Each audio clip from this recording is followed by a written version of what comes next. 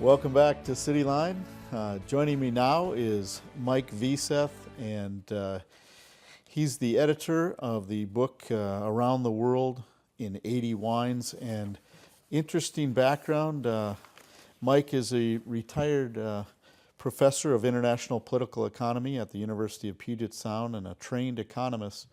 And Mike, I got to ask, how did you get interested in wine economics? Well, it happened in two ways, because you don't think about an economist getting involved in wine. But the first way was some years ago when my wife Sue and I were newlyweds, and we were taking what we thought would be a discount vacation in Napa Valley. So, it was a long time ago, because Napa Valley is very expensive now. And at the end of the last day, we were driving up the Silverado Trail, and I saw this winery that I thought I recognized the name. We went in, and all people there was just the simplest possible thing. They had a couple of barrels and a piece of plywood, and that was the tasting room. Huh. And because it was early days. Okay. If you go to this place now, it's decked out. Yeah, really. So he was pouring the wine, and I was trying to swirl the wine without spilling it, because it was the end of the day, and you drink a lot of wine in the course of doing that. And I was asking my amateur questions about wine, and he learned that I was an economics professor. He began to ask very serious questions about the economy. He wanted to know about interest rates and inflation rates. And later on, it made sense to me, because wine is all about time. If you're going to start a winery, you plant a vineyard, and then it takes a year or two to plant the vineyard, and then 3 years before you can harvest the grapes. And then if it's a white wine, you can sell it a year after that. If it's a red wine, you can sell it 2 or 3 years after that. So it's long term. He was making investments now that wouldn't pay off for 5, 6, 7, 8 years. Wow. So he wanted to know, how high are interest rates going to be? How high is inflation going to be? Because that would determine what he could do in terms of making wonderful wines if the conditions were right, or what he would have to do in order to pay the bills if conditions were wrong. So when I got back to our budget hotel, I thought, well, he's just taught me something. He's taught me that what I study as an economist is actually useful to people in the wine industry. Nice. Well, it's definitely a business, that's for sure. It sure is. Well, now you've authored a number of books, but your most recent one now is Around the World in 80 Wines. Where did the idea of your new book come from? Well, for the last 5 or 6 years, I've been traveling around the world speaking to wine industry groups, which is a lot of fun. Last year, for example, I spoke to industry groups in Spain twice and in Portugal, in Argentina, in Cyprus, wow, which has a wonderful wine industry, and of course in the United States. And so as this accumulated over the years, I began to feel like Phileas Fogg, the hero in the Around the World in 80 Days matter. So I thought, this is interesting.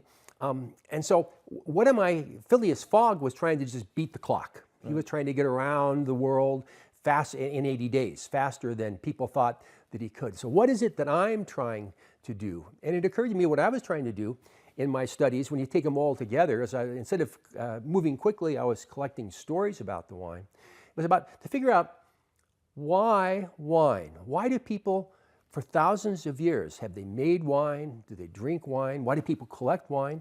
Why do people buy and read wine books like mine? What is it about wine that is so fascinating and compelling that for at least 8,000 years, people have been devoting themselves to it? And so that's the challenge I have for this book. Very nice. Now, you brought 3 wines with you today. Let's take a glimpse at those wines. All right. And then let's start with the Chinese wine that's on the right of the screen there. That's right. So these are 3 wines of the type. These aren't the exact wines that appear in the book, because I've already drank those. But these are, so the first wine is a Chengyu wine from China. And China's a big wine producer, even bigger wine consumer. China is like the 5th or 6th largest producer of wine in the world. Huh. And they've been making it for a long time. And so this is... so what's the significance of a Chinese wine? Well, I brought it here today because you don't see it much anymore. The Chinese make a lot of wine.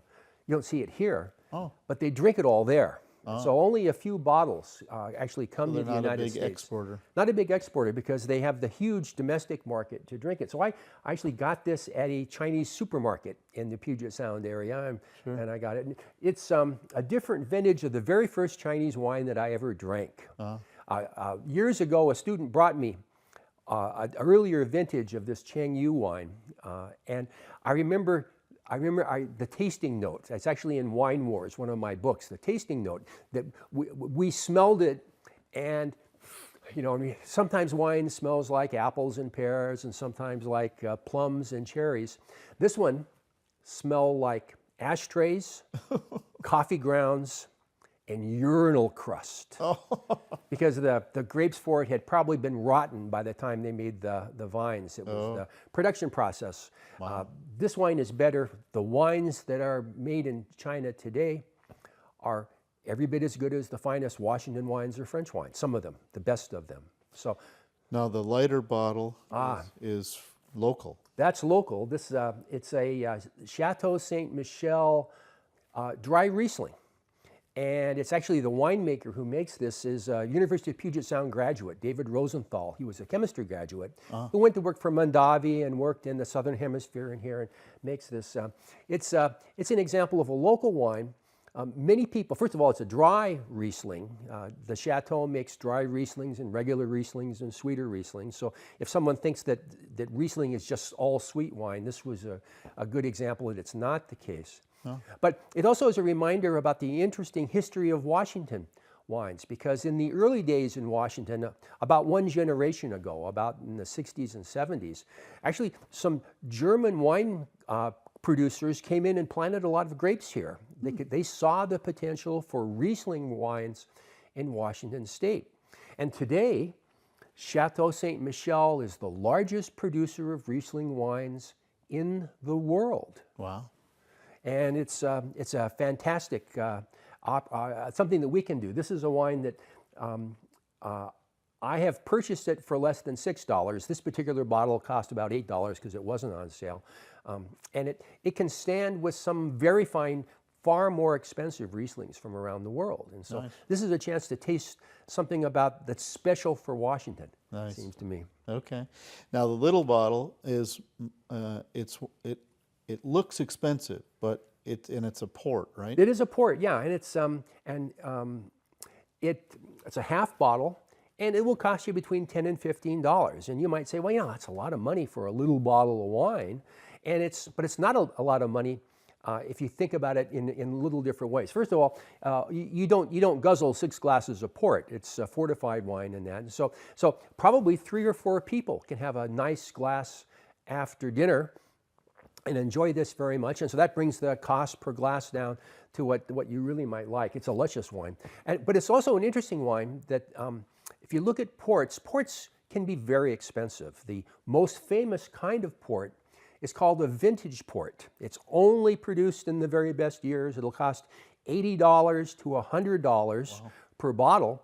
And then it's only drinkable after 10 or 20 years. So you have to have a lot of money, and you have to have a lot of time. Right. And so that makes it, for me at least, it discourages me.